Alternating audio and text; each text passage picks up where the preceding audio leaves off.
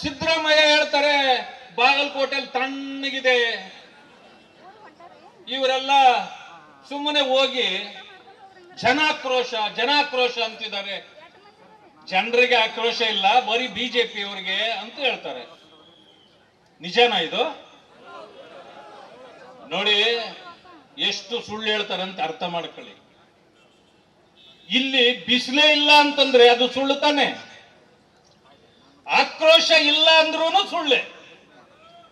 ಎರಡಕ್ಕೂ ವ್ಯತ್ಯಾಸ ಇಲ್ಲವೇ ಇಲ್ಲ. ಇದು ಸಿದ್ದರಾಮಯ್ಯನವರ ವಾದ, ಗೊಡ್ಡು ವಾದ ಅಂತಾರೆ ಇದನ್ನ. ಅದೇನಾದ್ರೂ ಇರಲಿ, ಆಕ್ರೋಶ ಯಾಕಿದೆ ಜನರಿಗೆ? ಬೆಲೆ ಏರಿಕೆಗಳಾಗಿದೆ, ಜನರ ಸುಲಿಗೆ ಆಗ್ತಾ ಇದೆ. ಆಕ್ರೋಶ ಹೆಂಗಿದೆ ಅಂತಂದ್ರೆ ಬೆಳಗ್ಗೆ ಎದ್ದು ಹಾಲು ಕುಡಿಯೋರಿಂದ ಹಿಡಿದು ರಾತ್ರಿ ಹಾಲು ಕುಡಿಯೋರ್ವರೆಗೂ ಆಕ್ರೋಶ ಇದೆ. ಇದೆಯಾ ಇಲ್ವಾ? ನಿಮ್ಗೇನ್ ಗೊತ್ತು? ಆಲ್ಕೋಹಾಲ್ ಹೇಳಿದ್ನಲ್ಲ, ಅದಕ್ಕೆ ಹೇಳಿದೆ. ಆದ್ರೆ ಇಡೀ ರಾಜ್ಯದಲ್ಲಿ ಆಕ್ರೋಶ ಇದೆ. ಇದನ್ನ ಗಮನಿಸಿದ ನನ್ನ ಪಕ್ಷದ ಅಧ್ಯಕ್ಷರಾಗಿರ್ತಕ್ಕಂಥ ವಿಜಯೇಂದ್ರರವರು ಜನರ ಸಮಸ್ಯೆಗಳಿಗೆ ಪರಿಹಾರ ಕೊಡಬೇಕು. ವಿರೋಧ ಪಕ್ಷದವರಾಗಿ ನಾವು ಮನೆಯಲ್ಲಿ ಕೂತ್ಕೊಳ್ಬಾರ್ದು. ರಾಜ್ಯ ಸುತ್ತಿ ನಾವು ಈ ಸರ್ಕಾರಕ್ಕೆ ಪಾಠ ಕಲಿಸಬೇಕು ಅಂತೇಳಿ ಇವತ್ತು ಜನಾಕ್ರೋಶ ಯಾತ್ರೆಯನ್ನ ಪ್ರಾರಂಭ ಮಾಡಿದ್ದಾರೆ. ಒಂದು ಮಾತ್ರ ಸತ್ಯ ಇದೆ, ಸಿದ್ದರಾಮಯ್ಯ ಅವರು ಹೇಳೋದು ಯಾವಾಗಾದ್ರೂ ಒಂದೊಂದು ಸತ್ಯ ಹೇಳ್ತಾರೆ. ಬಿಜೆಪಿಯವರಿಗೂ ನಮ್ಮ ಮೇಲೆ ಆಕ್ರೋಶ ಇದೆ ಅಂತ. ಖಂಡಿತ ಇದೆ. ಯಾಕೆ ಹೇಳಿ? ಸುಳ್ಳು ಹೇಳಿದ್ರಲ್ಲ ಚುನಾವಣೆಗಾಗಿ 40% ಸರ್ಕಾರ ಇದು ಬೊಮ್ಮಾಯಿ ಸರ್ಕಾರ ಅಂತ ನೀವು ಹೇಳಿದ್ರಿ. ಆ ಸುಳ್ಳು ದೊಡ್ಡದಾಗಿ ಬೆಳೆದು ನಮ್ಮ ಸರ್ಕಾರವನ್ನ ಆಹುತಿ ತಗೊಂಡಿದೆಯಲ್ಲ, ಅದಕ್ಕೆ ನೀವು ಸತ್ಯ ಆಕ್ರೋಶ ಅಂತ ಹೇಳಿದ್ದೀರಿ. ನಿಜವಾಗಿಯೂ ನೀವು ಹೇಳಿದ ಸುಳ್ಳಿಗಾಗಿ ನಮಗೆ ನಿಮ್ಮ ಮೇಲೆ ಆಕ್ರೋಶ ಇದೆ. ನೀವು ಸುಳ್ಳು ಹೇಳಿದ್ರೆ, ಮೋಸ ಮಾಡಿದ್ರೆ, ವಂಚನೆ ಮಾಡಿದ್ರೆ ನಮಗೆ ಆಕ್ರೋಶ ಬರಬಾರದು ಅಂತಿದ್ಯಾ? ಇದೆ. ಆದ್ರೆ ನಮಗಿಂತ ಹೆಚ್ಚು ಈ ರಾಜ್ಯದ ಜನತೆಗೆ ನಿಮ್ಮ ಮೇಲೆ ಆಕ್ರೋಶ ಇದೆ. ಏನೇನು ಮಾಡ್ತಾ ಇದ್ದೀರಿ ನೀವು? ನಿಮ್ಮ ವೋಟ್ ಬ್ಯಾಂಕ್ ಅನ್ನು ಉಳಿಸ್ಕೊಳ್ಳಿಕ್ಕಾಗಿ ಜನಾಂಗಗಳನ್ನು ಹೊಡಿತಾ ಇದ್ದೀರಿ. ಒಂದು ಕಾಲ ಇತ್ತು, ಲಿಂಗಾಯತರು ನಂಬರ್ 1 ಕರ್ನಾಟಕದಲ್ಲಿ ಅಂತಿತ್ತು. ಇವತ್ತು ಯಾವ ನಂಬರ್ ಇದೆ ಅವ್ರದ್ದು? ಯಾಕೆ ಹಂಗಾಯ್ತು? ಒಬ್ಬೊಬ್ಬರನ್ನೇ ಹೊಡೆಯುವ ಕೆಲಸವನ್ನು ಮಾಡಿದ್ರು. ಒಕ್ಕಲಿಗರನ್ನ 4-5 ತುಂಡುಗಳಾಗಿ ಹೊಡೆದ್ರಿ. ದಲಿತರನ್ನಂತೂ ಬಿಡಿ, ಲೆಕ್ಕವೇ ಇಲ್ಲದಷ್ಟು ಹೊಡೆದಿದ್ದೀರಿ. ನಮ್ಮ ಸರ್ಕಾರ ಇಲ್ಲದೆ ಇದ್ದಿದ್ರೆ ಒಳ ಮೀಸಲಾತಿ ಘೋಷಣೆ ಆಗುತ್ತಿರಲಿಲ್ಲ. 15% ಇದ್ದ SC ಮೀಸಲಾತಿ 17 ಆಗ್ತಿರಲಿಲ್ಲ ಇವರ ಕಾಲದಲ್ಲಿ. 3% ಇದ್ದ ST ಮೀಸಲಾತಿ 7% ಆಗ್ತಿರಲಿಲ್ಲ. ನಾವೆಲ್ಲ ಇಷ್ಟು ಮಾಡಿದ್ವಿ. ಪೌರ ಕಾರ್ಮಿಕರನ್ನ 14,000 ಪೌರ ಕಾರ್ಮಿಕರಿಗೆ ಸರ್ಕಾರದ ಕೆಲಸವನ್ನ ಘೋಷಣೆ ಮಾಡಿ ನಮ್ಮ ಸರ್ಕಾರ, ನಮ್ಮ ಕಾರಜೋಳ ಅವರು ಕೂಡ ಇದ್ರು, ಇವರೆಲ್ಲ ಸೇರಿ ಮಾಡಿದ್ರು ಕೂಡ ದಲಿತ ಸಮುದಾಯದವರೇ ಓಟ್ ಯಾರಿಗೆ ಹಾಕಿದ್ರಿ ನೀವು? ಕಳೆದ ಚುನಾವಣೆಯಲ್ಲಿ ನಮ್ಮ ಚರಂತಿ ಮಟ್ಟ ಸೋಲ್ಬೇಕಾಗಿತ್ತ? ನೀವು ಮಾಡಿದ್ದ ಅನ್ಯಾಯ ಅಲ್ವಾ? ಒಂದು ಸರ್ಕಾರದಿಂದ ಇಷ್ಟೆಲ್ಲ ಅನುಕೂಲಗಳನ್ನ ಪಡೆದು ಆದರೂ ಕೂಡ ಭಾರತೀಯ ಜನತಾ ಪಕ್ಷವನ್ನು ನೀವು ಸೋಲಿಸಿದ್ದೀರಲ್ಲ, ಇದು ಅನ್ಯಾಯ ಅಲ್ವಾ? ಮೋಸ ಅಲ್ವಾ? ಯಾರೋ ಸುಳ್ಳು ಹೇಳಿದ್ರಿ ಅಂತ ಹೇಳಿ ಸಿದ್ದರಾಮಯ್ಯನ ಸುಳ್ಳಿಗೆ ಹಳ್ಳಕ್ಕೆ ಬಿದ್ದವರು ನೀವು. ಬಾಬಾ ಸಾಹೇಬ್ ಅಂಬೇಡ್ಕರ್ ಅವರಿಗೂ ನೀವು ಚೂರಿ ಹಾಕಿದ್ದೀರಿ ಅನ್ನೋ ಮಾತನ್ನು ನಾನು ಹೇಳಲಿಕ್ಕೆ ಬಯಸ್ತೇನೆ. ಮಾತೆತ್ತಿದ್ರೆ ಒಬ್ಬ ಮಹಾನ್ ಪಂಡಿತರಿದ್ದಾರೆ ಈ ದೇಶದಲ್ಲಿ. ಆ ಮಹಾನ್ ಪಂಡಿತರು ಹೇಳ್ತಾರೆ, ಯಾರು ಗೊತ್ತಾ? ವಿರೋಧ ಪಕ್ಷದ ನಾಯಕರು ರಾಹುಲ್ ಗಾಂಧಿ ಅವರು ಮಹಾನ್ ಪಂಡಿತರು. ಅವರು ಸಂವಿಧಾನಕ್ಕಿಂತ ದೊಡ್ಡವರು. ಅವ್ರು ಹೇಳ್ತಾರೆ, 47ರ ಸ್ವಾತಂತ್ರ್ಯ ಬಂದ ನಂತರ ಸಂವಿಧಾನ ಬರೆದಿದ್ದಲ್ಲ, 1000 ವರ್ಷದ ಹಿಂದೆನೇ ಸಂವಿಧಾನ ಬರೆದಿತ್ತಂತೆ. ಯಾರು ಇವ್ರ ತಾತ ಬರೆದಿದ್ರ, ಇವ್ರ ಅಪ್ಪ ಬರೆದಿದ್ರ? ನಮ್ಮಪ್ಪರೇ ಬರೆದಿದ್ದು, ಬಾಬಾ ಸಾಹೇಬ್ ಅಂಬೇಡ್ಕರ್ ಅವರು ಬರೆದಿದ್ದು. ಸ್ವತಂತ್ರ ಬಂದ ಮೇಲೆ ಜಾರಿಗೆ ಬಂದಿದ್ದು. ಆ ಸುಳ್ಳುಗಳನ್ನು ಹೇಳ್ತೀರಿ. ಯಾವುದೋ ಒಂದು ಪುಸ್ತಕ ಹಿಡ್ಕೊಂಡು ಅಲ್ಲಾಡಿಸಿ ಬುಡುಬುಡಿಕೆ ಅಂತ ಹೇಳ್ತೀರಿ. ಸಂವಿಧಾನಕ್ಕೆ ಗೌರವ ಕೊಟ್ಟಿದ್ದೀರಾ? ಮೊನ್ನೆ ಸಿದ್ದರಾಮಯ್ಯನವರು ಮೊನ್ನೆ ಹೇಳ್ತಾರೆ, ಬಾಬಾ ಸಾಹೇಬು ಅಂಬೇಡ್ಕರ್ ಅವರು ಬರೆದು ಬಿಟ್ಟಿದ್ದಾರೆ ಅಲ್ಲ ಪತ್ರದಲ್ಲಿ, ನನ್ನನ್ನು ಸೋಲಿಸಿದ್ದು ಕಾಂಗ್ರೆಸ್ ಅಲ್ಲ, ಸಾವರ್ಕರ್ ಮತ್ತು ಡಾಂಗೆ. ಮಾನ್ಯ ಸಿದ್ದರಾಮಯ್ಯನವರೇ, ನೀವು ಎಷ್ಟೇ ಓದಿಕೊಂಡಿದ್ದೀರೋ ಗೊತ್ತಿಲ್ಲ. ನನಗೂ ಯಾರೋ ಹೇಳಿದ್ರು ಅವ್ರು ಸಂಡೇ ಲಾಯರ್ ಅಂತ. ಸಂಡೇ ಲಾಯರ್ ಅಂತ ಯಾರೋ ಹೇಳಿದ್ರು ನನಗೂ. ನಾನ್ ಕೇಳ್ತೇನೆ, ನೀವು 50 ವರ್ಷಕ್ಕಿಂತ ಹೆಚ್ಚು ಅನುಭವ ಇದೆ ನಿಮಗೆ, ರಾಜಕೀಯ ಮಾಡಿದ್ದೀರಿ. ನಾನು ಆವಾಗ ನೋಡ್ತಾನೆ ಇದ್ದೀನಿ ನೀವು. ಆದ್ರೆ ಒಳ್ಳೆ ಒಬ್ಬ ಗುರು ಹುಡುಕೊಂಡ್ರಿ ಅಂದ್ರೆ ಅದ್ಯಾವುದೋ ಮರಿ ಕರ್ಗೆ, ಛೋಟಾ ಖರ್ಗೆ ಅಂತಿದೆಯಲ್ಲ, ಮೋಟಾ ಖರ್ಗೆ ಅಲ್ಲ ನಾನು ಹೇಳೋದು, ಛೋಟಾ ಖರ್ಗೆ, ಪ್ರಿಯಾಂಕಾ ಖರ್ಗೆ ಅಂತೆ.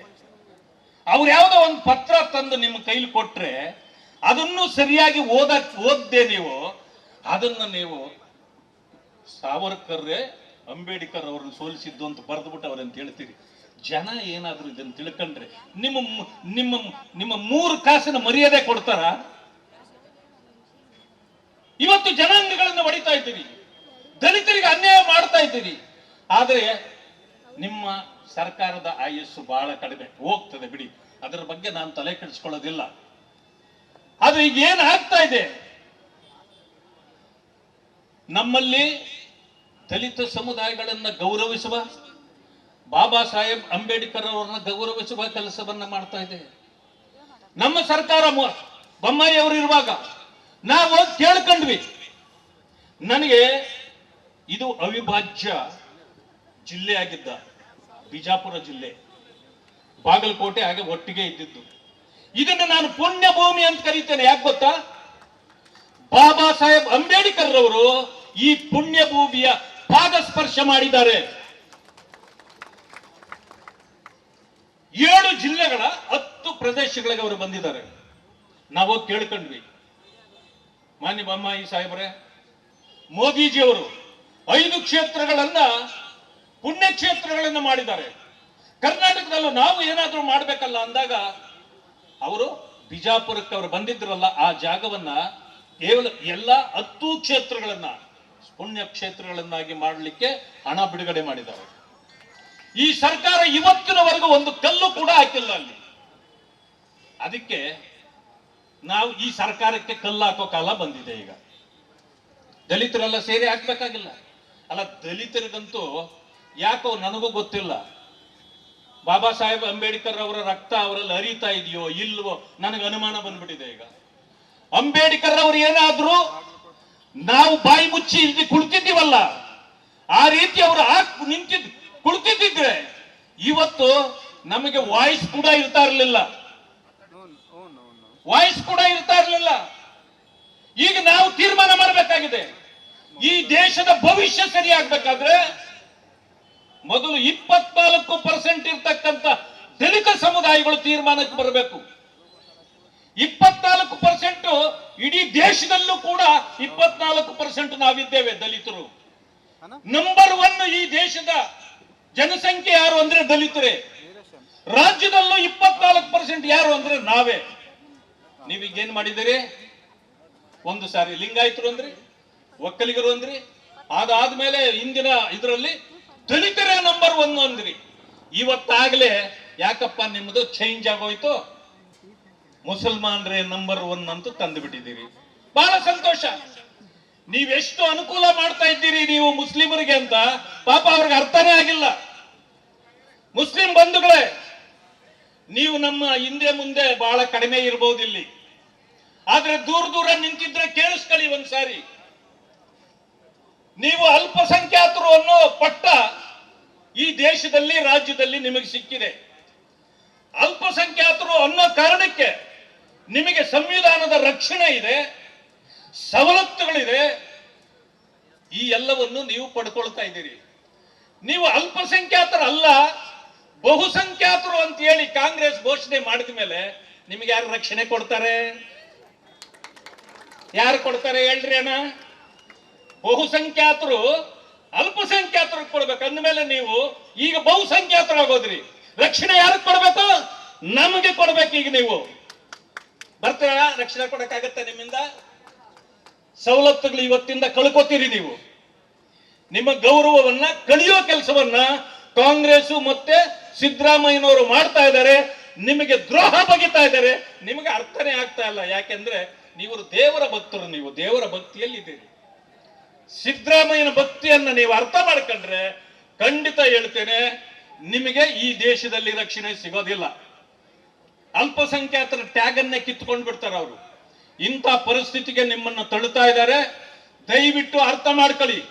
ಭಾರತೀಯ ಜನತಾ ಪಕ್ಷ ಅಲ್ಪಸಂಖ್ಯಾತರ ವಿರೋಧಿ ಅಲ್ಲ, ದಲಿತರ ವಿರೋಧಿ ಅಲ್ಲ.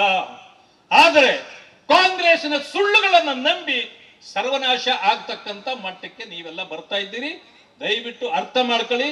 ನಾವು ಈ ದೇಶ ಮೊದಲು ಅಂತಕ್ಕಂಥ ಭಾರತೀಯ ಜನತಾ ಪಕ್ಷ, ದೇಶವನ್ನ ಗೌರವಿಸುವ ಯಾರೇ ಆಗಿರಲಿ ಅವರು ನಮ್ಮ ಹೃದಯದಲ್ಲಿರ್ತಾರೆ.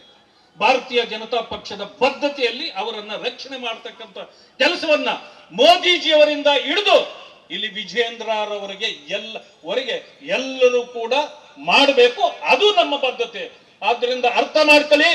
ಈ ಸುಳ್ಳು ವಂಚನೆ ಮೋಸ ಮಾಡತಕ್ಕಂಥವರ ಹಿಂದೆ ಬೀಳದೆ ಭಾರತೀಯ ಜನತಾ ಪಕ್ಷದಲ್ಲಿ ನಿಮ್ಮ ಭವಿಷ್ಯವನ್ನ ಕಂಡುಕೊಳ್ಳಲಿಕ್ಕೆ ತಾವು ಪ್ರಾರಂಭ ಮಾಡ್ರಿ. ನಾವು ಕೂಡ ನಿಮ್ಮ ಜೊತೆಯಲ್ಲಿರ್ತೇವೆ. ನೀವು ಕೂಡ ಅದೇ ರೀತಿ ಭಾರತೀಯ ಜನತಾ ಪಕ್ಷದಲ್ಲಿ ಜೊತೆಯಲ್ಲಿ ಇರ್ತೀರಿ ಅಂತಕ್ಕಂಥ ನಂಬಿಕೆಯಿಂದ ನನಗೆ ಕೊಟ್ಟ ಅವಕಾಶಕ್ಕೆ ವಂದನೆಗಳನ್ನು ತಿಳಿಸ್ತಾ ನನ್ನ ಮಾತುಗಳನ್ನು ಮುಕ್ತಾಯ ಮಾಡ್ತೀನಿ. ಜೈ ಹಿಂದ್, ಜೈ ಭೀಮ್.